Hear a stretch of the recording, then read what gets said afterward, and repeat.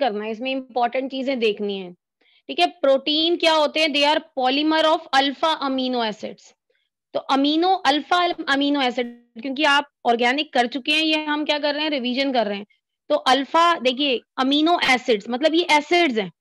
तो एसिड क्या होगा? जहां पे COOH ग्रुप होगा। अब COOH ग्रुप से जो अगला कार्बन होता है वो होता है अल्फा कार्बन। तो यहाँ पे क्या होगा? अमीनो ग्रुप होगा NH2, बाकी यहाँ पे H और इधर R। अब ये जो R की वैल्यू है ना, इट कैन वेरी, ये वेरी कर सकती है। तो ये जो है, this is alpha amino acid.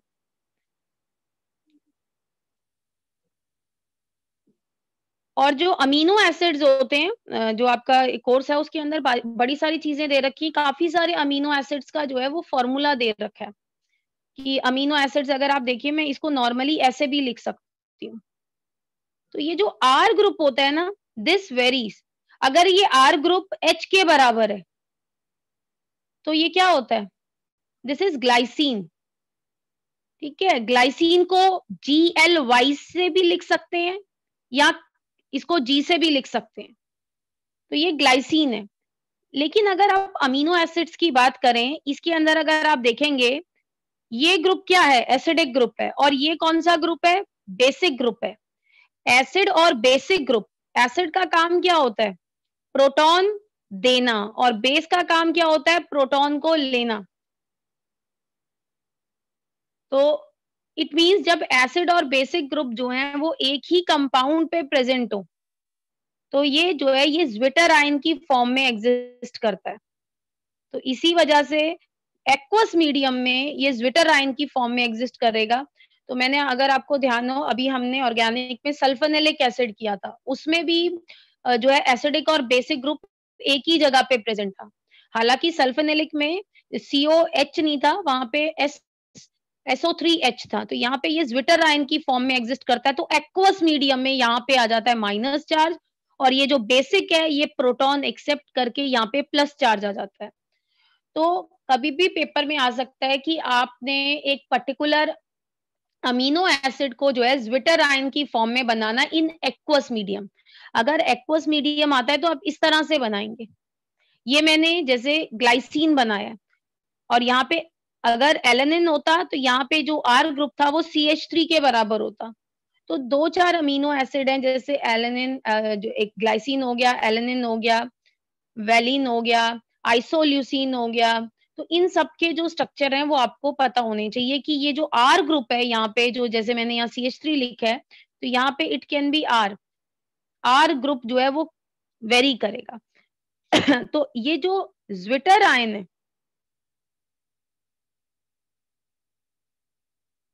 कि ये जो ज्विटर आयन है, इस पे क्या असर होगा अगर आप जो पीएच है वो इंक्रीज कर दें। अगर आप पीएच इंक्रीज करेंगे, मतलब आप क्या करते हैं, बेसिक मीडियम कर दें।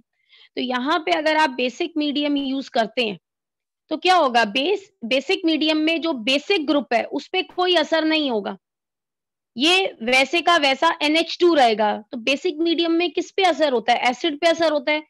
तो ये जो है ये अनायनिक फॉर्म में एग्जिस्ट करेगा बेसिक मीडियम में। तो अगर पेपर में आता है कि बेसिक मीडियम में इसका स्ट्रक्चर लिखिए, तो आपको इसकी अनायनिक फॉर्म लिखनी पड़ेगी। ठीक है, और अगर मीडियम एसिडिक होगा, मतलब पीएच जो है वो आपका 7 से कम होगा, तो ये क्या करेगा? तो आप देखिए, ये जो एसिड ग्रुप है वो तो COOH रहेगा, क्योंकि जो बेसिक ग्रुप होगा उसको इस वाले COH से प्रोटॉन लेने की जरूरत नहीं पड़ेगी। वो क्या करेगा? मीडियम क्योंकि आपका एसिडिक है, तो वो एसिडिक मीडियम से ही प्रोटॉन ले लेगा और खुद क्या बन जाएगा? NH3+।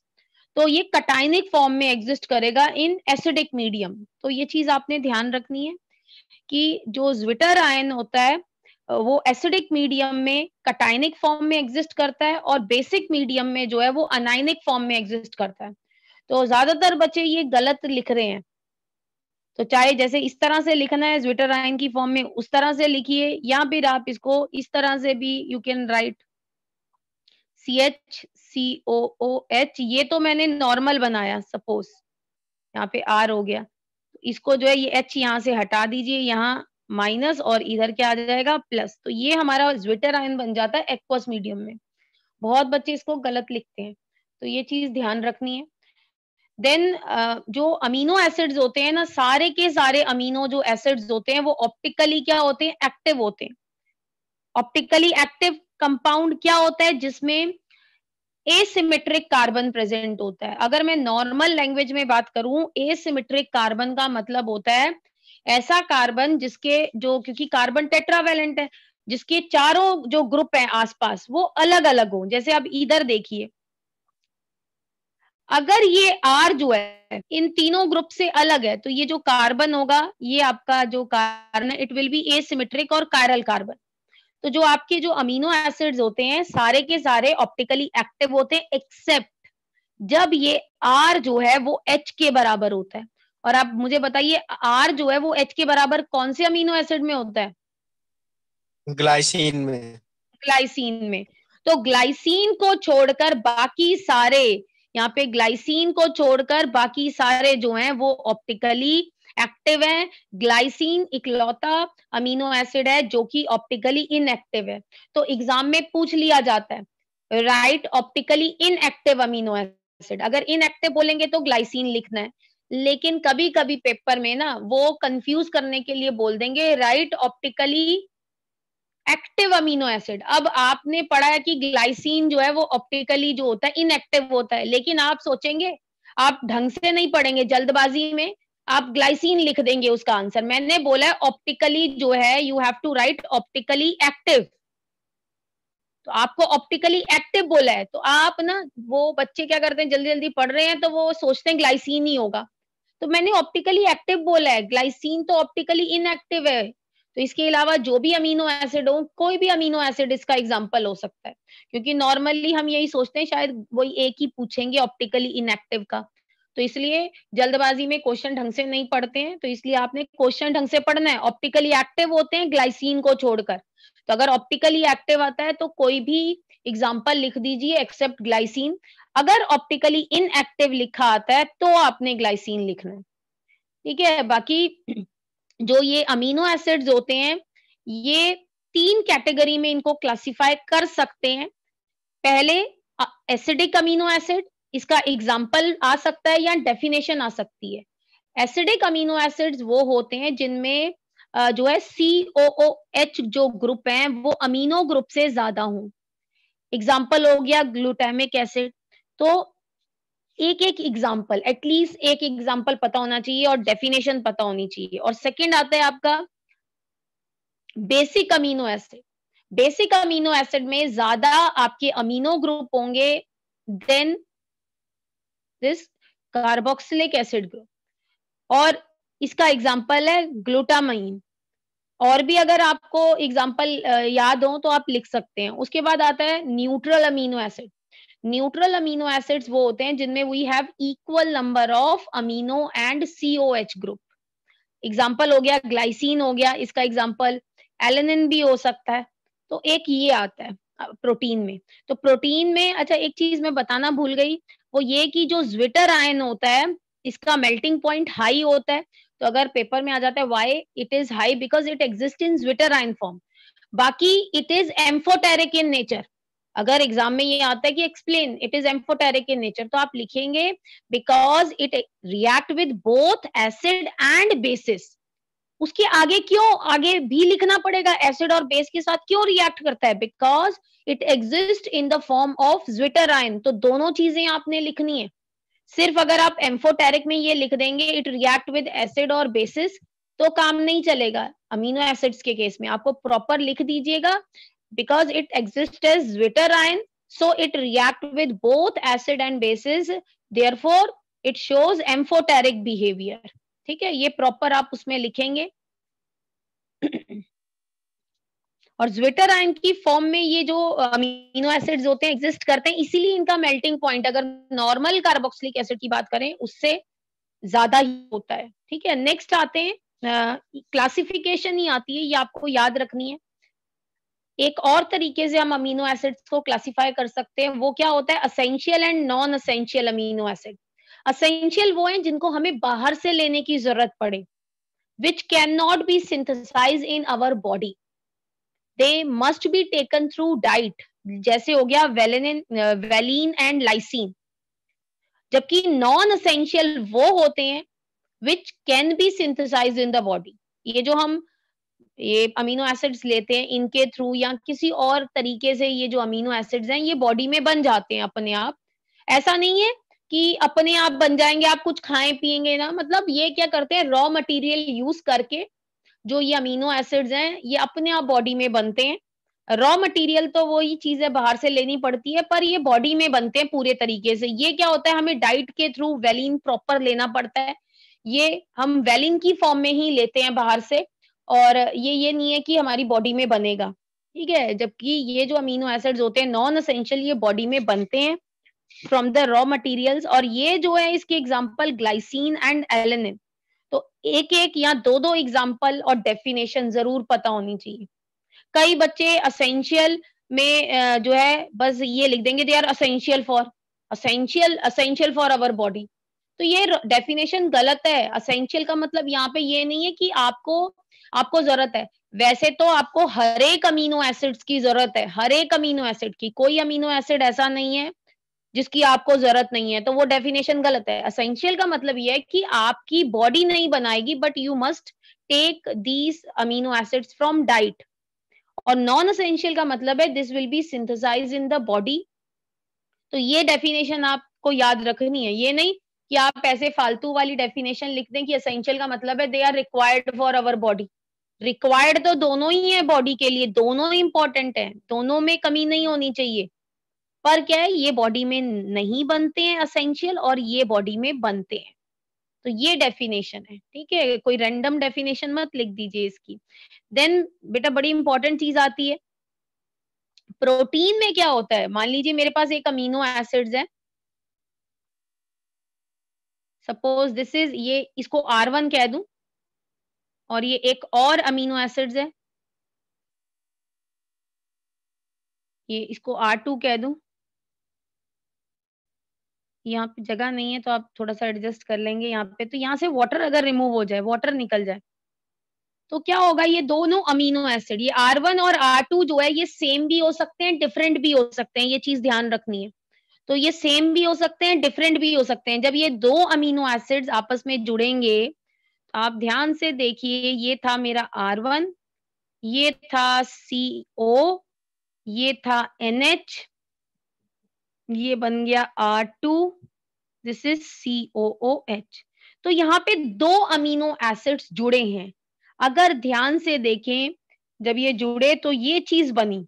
तो ये जो बॉन्ड बना है, ये जो लिंकेज बनी है जिसकी वजह से ये दोनों आपस में जुड़े हुए हैं, इसको बोलते हैं पेप्टाइड लिंकेज, और या फिर अमाइड बॉन्ड, ठीक है, या पेप्टाइड बॉन्ड। तो पेपर में क्वेश्चन आ जाता है name the linkage present between amino acid in protein, तो आंसर आएगा पेप्टाइड लिंकेज।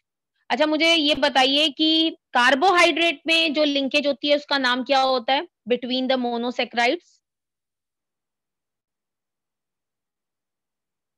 कार्बोहाइड्रेट, ये तो प्रोटीन में लिंकेज है, कौन सी लिंकेज, ग्लाइकोसिडिक लिंकेज, ग्लाइको। तो ये लिंकेज के नाम याद रखने, बड़ा इंपॉर्टेंट चीज आती है। अच्छा यहाँ पे दो अमीनो एसिड जुड़े हैं, तो ये क्या हो गया, डाइपेप्टाइड हो गया। ये कितना हो गया, डाइपेप्टाइड। और डाइपेप्टाइड में अगर मैं कहूं डाइपेप्टाइड, ये डाइपेप्टाइड है क्योंकि इसमें दो अमीनो एसिड जुड़े हैं। अब आप बताएंगे जब दो अमीनो एसिड जुड़ेंगे तो कितने अमाइड लिंकेज होंगी या कितने पेप्टाइड बॉन्ड होंगे, दो चीजें जुड़ी हैं, एक, ठीक है, जब दो चीजें जुड़ेंगी तो एक होगा, ठीक है। अब एक चीज और ध्यान रखिए, मैं ये जर्नल बता रही हूँ, वैसे तो ये जो मैंने पहले वीडियोस बताई थी ना उसमें लिखा हुआ है। देखिए ये वाला जो अमीनो एसिड है जो इस किनारे पे है, ये इसका NH2 ग्रुप फ्री है, और इस वाले अमीनो एसिड का COOH ग्रुप फ्री है। सपोज ये जो पहला R1 है ना, सपोज ये जो है this is equal to CH3, मतलब ये एलेनिन है, और ये वाला जो है this is equal to H, this is glycine. तो अब आप ये जो मैंने स्ट्रक्चर बनाया है इसमें अगर आप देखेंगे जो एलेनिन है, इसको ऐसे भी लिख सकते हैं ना ALA 3 अक्षर से, तो इसका कौन सा ग्रुप फ्री है? NH2, तो इसको N टर्मिनल बोलते हैं। तो यहाँ पे ये NH2 फ्री है और यहाँ पे ये ग्लाइसिन है, तो ग्लाइसिन का क्या चीज फ्री है? COOH, तो मतलब ग्लाइसिन को मैंने बाद में लिखा है। तो ये मेरा हो गया C टर्मिनल, ये हो गया N टर्मिनल। हालांकि 12th में ये C टर्मिनल और N टर्मिनल हमने नहीं पढ़ने। N टर्मिनल का मतलब होता है NH2 ग्रुप फ्री है।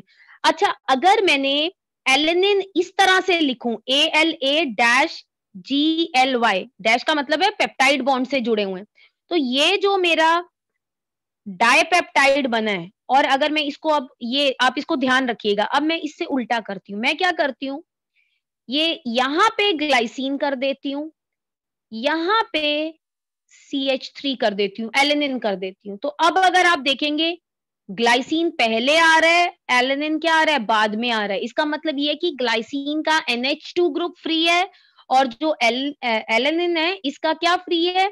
C ग्रुप फ्री है। तो मैं सिर्फ आपको ये बोल रही थी कि सपोज पेपर में आ जाता है कि आपके पास 2 अमीनो एसिड है, एक है ग्लाइसिन और जो दूसरा है वो है आपका एलेनिन।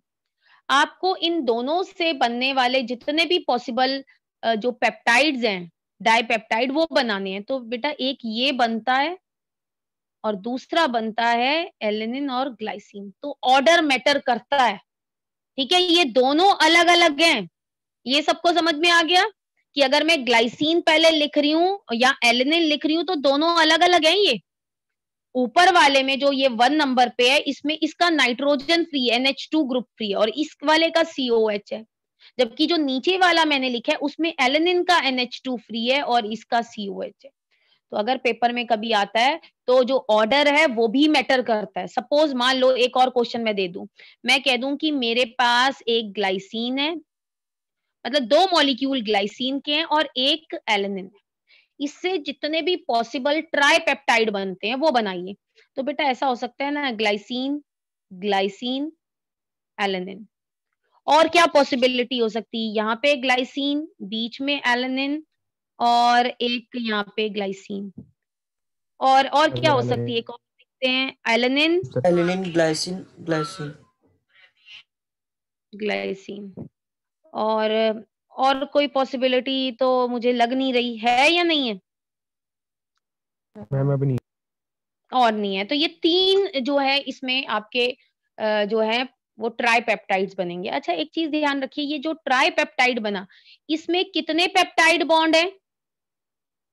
एक में। ट्राइपेप्टाइड में कितने? 2। ट्राइन है, उसमें कितने अमीनो एसिड्स होते हैं? मैं बहुत इंपॉर्टेंट चीजें बता रही हूँ जो आपने बिल्कुल भी भूलनी नहीं है, ये तो याद करनी है।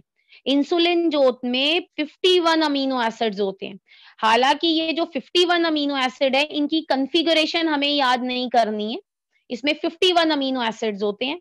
बाकी आता है प्रोटीन क्या, अगर मॉलिक्यूलर शेप की बात की जाए, अब आ रहा है प्रोटीन का क्लासिफिकेशन।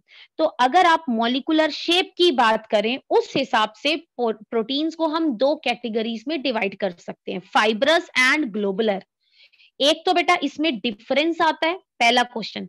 दूसरा आता है एग्जाम्पल लिखना। तो पहले मैं डिफरेंस का बताती हूँ, एक थर्ड क्वेश्चन भी आता है, वो अभी बता रहेंगे। पहले सिंपल है, जो आपका डिफरेंस आता है उसमें आप लिखिए कि जो फाइबर है, it has fibre like structure.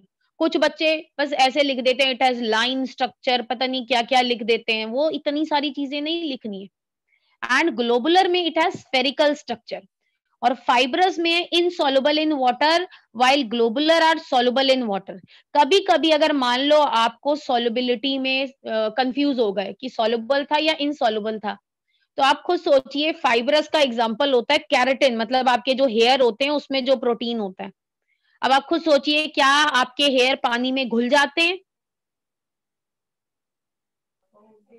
क्या आपके नो हेयर मैम, पानी में घुल नो जाते हैं? मैम, नहीं। तो इसका मतलब जो फाइब्रस है वो इनसॉल्युबल इन वाटर होगा, this is soluble in water. इसके एग्जाम्पल मैंने आपको बोले, एग्जाम्पल आ सकते हैं, फाइब्रस का है केराटिन, और मसल्स में जो फाइब्रस प्रोटीन प्रेजेंट होता है, इट इज मायोसिन। जबकि ग्लोबुलर का एग्जांपल है एल्बुमिन। एल्बुमिन जो है वो व्हाइट पोर्शन जो एग का होता है वो होता है, और देन इंसुलिन। अब एक बड़ी इंपॉर्टेंट यहाँ पे क्वेश्चन आता है, मान लो मैं पेपर में कहती हूँ हेयर में विच प्रोटीन इज प्रेजेंट, तो कैराटिन नाम पता होना चाहिए। कई बच्चे यही नहीं लिख पाते सिंपल सा, तो आजकल तो वैसे भी होता है ना कैराटिन थेरेपी कर रहे हैं, तो वो हेयर में, तो उसी से याद रखिए। मायोसिन मतलब मसल्स के अंदर, तो अगर बोला जाए मसल्स में कौन सा फाइब्रस, या तो कहते हैं मसल्स में कौन सा प्रोटीन है और उसकी मॉलिक्यूलर शेप क्या है, या वो किस टाइप का प्रोटीन है, it is fibrous protein and myosin उसका नाम है। अब जो थर्ड टाइप का जो मैं क्वेश्चन कह रही थी वो आता है डेफिनेशन, मैं कह दूं व्हाट इज फाइब्रस प्रोटीन। तो यहाँ पे आप अपनी एनसीईआरटी बुक से प्रॉपर, इससे पहले भी मैंने कराई है, तो आप प्रॉपर डेफिनेशन यहाँ पे लिखेंगे। ये नहीं कि कोई भी डेफिनेशन उठा के लिखें, डेफिनेशन शुड बी प्रॉपर, ये आपको याद करनी है डेफिनेशन। कई बच्चे पूरा सब याद कर लेते हैं, सारी चीजें, उनको मुश्किल से मुश्किल क्वेश्चन आते हैं, पर जो डेफिनेशन जब कभी आ जाती है, या मान लीजिए स्टेटमेंट की फॉर्म में आ जाए, तो वो नहीं कर पाते हैं। तो आपने डेफिनेशन भी करनी है, जिन जिन चीजों की बोल रहे हैं उनकी नहीं छोड़नी है। ऐसे ही ग्लोबुलर की भी डेफिनेशन आ जाती है, ठीक है। अगर जो है डिफरेंस आता है, तब तो आप ये सिंपल सा जैसे मैंने लिखा है वैसे का वैसे लिख दीजिए, तो आपको पूरे मार्क्स मिल जाएंगे। एग्जाम्पल भी लिख दीजिए, पर ये मत सोचिए कि आपने एग्जाम्पल लिख दिया और डिफरेंस मैंने पूछे थे 2, तो आपको छोटी क्लास की तरह मार्क्स मिल जाएंगे। एग्जाम्पल के मार्क्स नहीं मिलेंगे, आपको डिफरेंस ही लिखना पड़ेगा। तो ये 2 डिफरेंस आप याद कर लीजिए जो एनसीईआरटी में मेंशन है। देन बेटा प्रोटीन में नेक्स्ट आता है स्ट्रक्चर ऑफ प्रोटीन। हालांकि ये जो क्वेश्चन है ना, ये ऐसा नहीं आता है कि आपको दे दें describe structure of protein, protein का जो स्ट्रक्चर है वो डिस्क्राइब कीजिए प्रॉपर। तो ये हमने ऑलरेडी पहले भी क्लास में किया था, तो ये मैंने दोबारा नहीं लिखा है।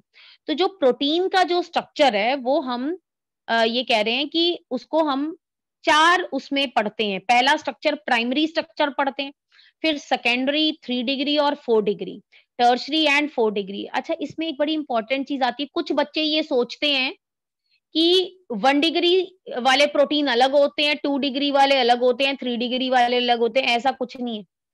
मान लीजिए आपके पास एक पर्टिकुलर प्रोटीन है, सपोज आपके पास इंसुलिन है, या सपोज आपके पास कैरेटिन है, तो कैरेटिन का ही पहला स्ट्रक्चर होगा प्राइमरी, उसके बाद फर्दर फोल्डिंग जो आगे होगी वो होगी आपकी सेकेंडरी, फिर टर्शरी, फिर 4 डिग्री। अब आप कहें ये समझ नहीं आया कुछ। सपोज आपने एक कपड़ा पहना हुआ है, ठीक है, पीस ऑफ क्लोथ पहना हुआ है, उसका अगर प्राइमरी स्ट्रक्चर देखेंगे, अगर आप बिल्कुल डिटेलिंग में जाएंगे, तो सबसे पहले आपको छोटे छोटे फाइबर्स दिखेंगे, छोटे छोटे रेशे। अब उन जो है उन रेशों को जोड़कर क्या बनाया जाता है, थ्रेड बनाया जाता है या नहीं बनाया जाता।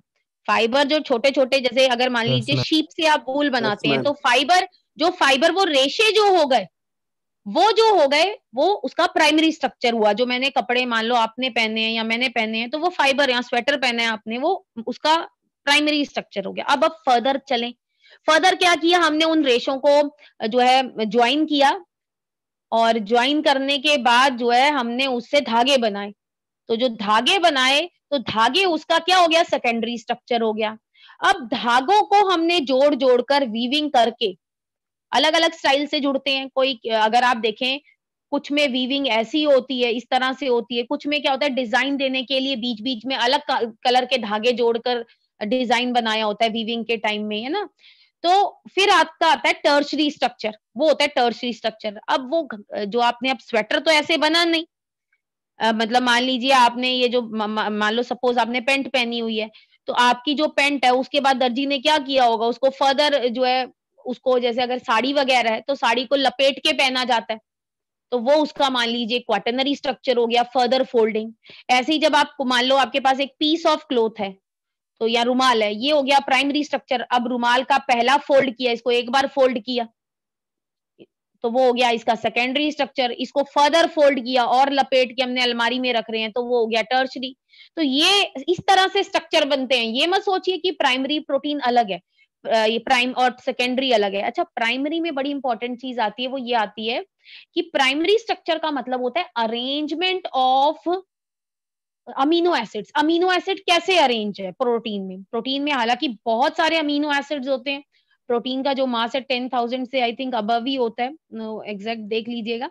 पर अब अब ये जो सीक्वेंस ऑफ अमीनो एसिड होता है, आप कहेंगे सीक्वेंस का मतलब क्या है? अच्छा, मैंने अभी आपको एक ट्राइपेप्टाइड का एग्जांपल दिया था ना, मैंने कहा था ग्लाइसिन फिर एलेनिन होता है फिर ग्लाइसिन होता है, या दोनों ग्लाइसिन हो फिर एलेनिन हो, या पहले एलेनिन हो या बाद में दो ग्लाइसिन हो।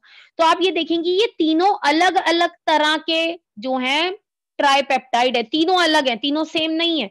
तो यहाँ पे तीनों सेम क्यों नहीं है? तीनों में सीक्वेंस जो है अमीनो एसिड की क्या है? अलग अलग है। तो कई बार दो प्रोटीन में अमीनो एसिड्स तो सेम होते हैं लेकिन सीक्वेंस अलग अलग होती है, इसकी वजह से प्रोटीन क्या होते हैं? अलग अलग होते हैं। तो प्राइमरी स्ट्रक्चर असल में क्या होता है? It is the sequence of amino acid in a particular protein. फिर 2 डिग्री जो स्ट्रक्चर होता है वो अगर आप देखें alpha helix and beta helix, मतलब आपके पास एक चेन आ गई अमीनो एसिड की। अब वो जो चेन है अल्फा हेलिक्स में क्या होता है? एक पर्टिकुलर चेन इस तरह से हेलिक्स बनाती है। फिर और जो आपका बीटा प्लेटेड होता है उसमें उसी चेन को आप ऐसे रख दीजिए, पैरेलल रख दीजिए जितना स्ट्रेच कर सकते हैं। फिर जो है 3 डिग्री जो स्ट्रक्चर होता है it is further folding of these alpha and beta structure. तो उसमें 3 डिग्री स्ट्रक्चर जब आता है तब बनते हैं फाइब्रस एंड ग्लोबुलर प्रोटीन वाला पूरा प्रॉपर स्ट्रक्चर आता है। ठीक है, तो वो फाइबर आपको पता ही है, फाइबर स्ट्रक्चर में मान लीजिए आपके पास अल्फा की चेन्स हैं तो वो फाइबर की फॉर्म में एक दूसरे से अरेंज्ड होंगी। और ग्लोबुलर में क्या है? वो आपने देखा है ना, आपकी मम्मी सिलाई वो करती होगी जब स्वेटर बनाती होंगी तो वो गुच्छा करते हैं, एक ही प्रोटीन को जो है एक ही धागे को गुच्छा लपेटा जाता है, तो वो इस तरह का कुछ जो है स्ट्रक्चर बन जाएगा। चेन का स्ट्रक्चर आया यहां तक। अब ऐसी आपके पास दो चेन्स होंगी, दो पॉलीपेप्टाइड्स चेन होंगी, ये आपस में कैसे एक दूसरे के साथ रहती हैं? That is quaternary structure. अब बेटा यहाँ पे एक बहुत इंपॉर्टेंट चीज आती है, वो ये आती है कि ये जो 2 डिग्री और 3 डिग्री स्ट्रक्चर होते हैं which is with in the polypeptide chain, इसको कौन स्टेबलाइज करता है? तो अगर आप दोबारा से पढ़ें या दोबारा से पुरानी वीडियोस देखें तो सबसे इंपॉर्टेंट चीज आती है हाइड्रोजन बॉन्डिंग, दूसरा आता है सल्फाइड लिंकेजेस। ठीक है, तो ये इंपॉर्टेंट चीज आती है कि ये जो प्रोटीन, ये जो स्ट्रक्चर्स होते हैं ये कैसे स्टेबलाइज होते हैं। स्टेबलाइज का मतलब ये एक दूसरे के, मान लीजिए अल्फा हेलिक्स स्ट्रक्चर है तो अल्फा हेलिक्स है या आपका बीटा प्लेटेड स्ट्रक्चर है, ये कैसे चेन्स जो है एक दूसरे के साथ जो है वो चिपक कर बैठ गई, क्योंकि इनके बीच में कोई ना कोई जो है बॉन्ड बना होगा जिसकी वजह से ये जो है ये एक दूसरे के साथ बैठ गई हैं। तो दैट इज कॉल्ड कि स्टेबल कौन बना रहा है? तो हाइड्रोजन बॉन्डिंग हो गई, डाइसल्फाइड लिंकेजेस हो गए। तो ये आप अपनी बुक में चेक कर लीजिएगा, वहां पे दिया हुआ है। ये सबको समझ में आ गया स्ट्रक्चर में कि 1 डिग्री 2 डिग्री 3 डिग्री हमेशा ध्यान रखिए। अब देन बेटा आता है डीनेचरेशन ऑफ प्रोटीन, ये प्रोटीन का लास्ट टॉपिक है। डीनेचरेशन में 3 क्वेश्चन आते हैं। एक तो ये आता है what do you mean by denaturation of protein. दूसरा जो क्वेश्चन आता है प्रोटीन को कैसे डीनेचर कर सकते हैं। और तीसरा क्वेश्चन जो कि बहुत इंपॉर्टेंट है वो आता है डीनेचरेशन पे प्रोटीन के स्ट्रक्चर पे क्या असर होता है। पहले सुनिएगा इसकी डेफिनेशन, एनसीईआरटी में प्रॉपर डेफिनेशन दी हुई है, एनसीईआरटी को ही फॉलो करिए। अब डीनेचरेशन देखिए, डीनेचरेशन का मतलब है उसका नेचर खत्म हो जाएगा। अब प्रोटीन का नेचर क्या होता है? प्रोटीन आपकी बॉडी में क्या काम करता है? क्या ऐसे ही वो जो है आपकी बॉडी में पड़ा रहेगा? प्रोटीन में बायोलॉजिकल एक्टिविटी होती है। सपोज इंसुलिन है, उसका काम क्या होता है? ग्लूकोज को जो है एक तरह से डाइजेस्ट करना बॉडी में नॉर्मली अगर देखें तभी। लेकिन अगर आप खुद सोचिए ग्लूकोज की अगर इंसुलिन की कमी हो जाए तो डायबिटीज हो जाती है ना, तो वो इंसुलिन की बायोलॉजिकल प्रॉपर्टी है। ठीक है, तो बायोलॉजिकल एक्टिविटी है। तो डीनेचरेशन का मतलब होता है loss of biological activity of protein is called denaturation of protein. इतना भी लिख देते हैं तो सही है, लेकिन पूरी डेफिनेशन भी अगर आप लिखना चाहते हैं और लंबा तो by change in temperature, pH etcetera. Temperature और पीएच अगर आप बदल दें या तो उसकी बायोलॉजिकल एक्टिविटी लॉस हो जाती है। इसी क्वेश्चन में दूसरे क्वेश्चन का भी आंसर आ जाता है, लेकिन इसको आप दोबारा लिखिए। मान लो मैंने पेपर में पूछा है what do you mean by denaturation of protein and how denaturation of protein can be done. ठीक है, ये क्वेश्चन आता है। तो कुछ बच्चे क्या करते हैं, डेफिनेशन लिख दी और डेफिनेशन में ही आपने लिख दिया चेंज इन टेम्परेचर से जो है लॉस ऑफ बायोलॉजिकल एक्टिविटी हुई, is called denaturation of protein. बेटा अगर 2 क्वेश्चन पूछे हैं तो अगर आप एक लाइन और दोबारा सेकंड क्वेश्चन के वो सपोर्ट करते हुए लिख दें कि protein temperature by change in pH, और भी कई कंडीशंस हो सकती हैं, तो देखिएगा वो क्या हो सकती हैं, क्योंकि इतना काम आपने एनसीईआरटी से एक बार जरूर करना है। ठीक है, दैट इज, तो इस तरह से लिखना है। मान लो पेपर में मैं पूछ रही हूँ आपसे कि सपोज ऐसे कुछ और क्वेश्चन पूछ रही हूँ, क्या ये जो कंपाउंड है इसका रिएक्शन होगा, अगर होगा तो क्या होगा। तो कई बच्चे क्या करते हैं, रिएक्शन लिख देते हैं, ऊपर लिखा ही नहीं कि हुआ कि नहीं हुआ। तो अगर आप एक यस लिख देंगे कि हाँ ये जो रिएक्शन है ये पॉसिबल है, फिर नीचे आप रिएक्शन लिख दें, क्या ऊपर आपको कोई प्रॉब्लम होगी ऊपर यस लिखने में?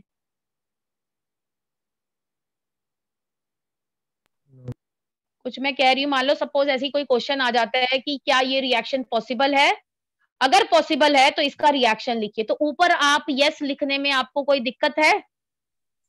नो मैम, लिख देंगे। ठीक है, तो क्वेश्चन को पढ़ के देखिए कि क्वेश्चन में 2 क्वेश्चन पूछे गए हैं, तो आप उसी हिसाब से आंसर कीजिए।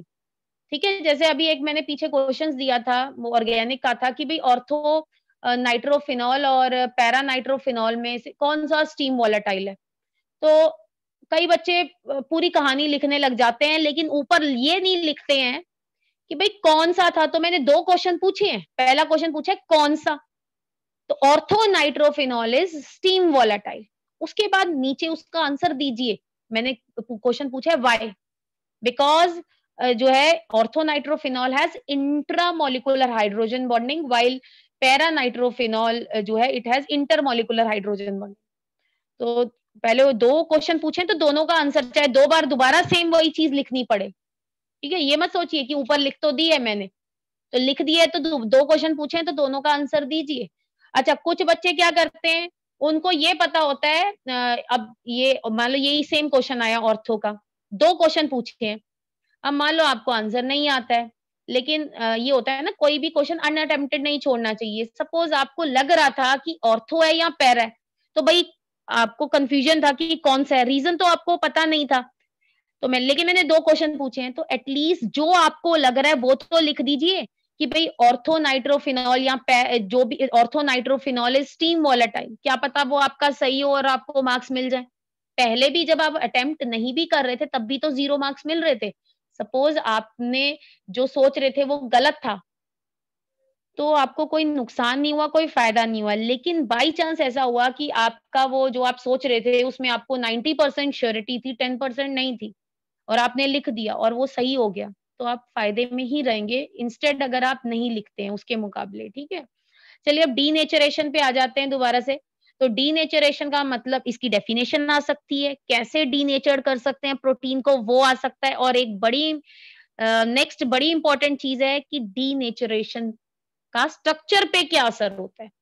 तो डीनेचरेशन के दौरान 2 डिग्री और 3 डिग्री स्ट्रक्चर डिस्ट्रॉय हो जाता है, लेकिन 1 डिग्री स्ट्रक्चर जो है, जो अमीनो एसिड्स का जो सीक्वेंस है वो डिस्ट्रॉयड नहीं होती है।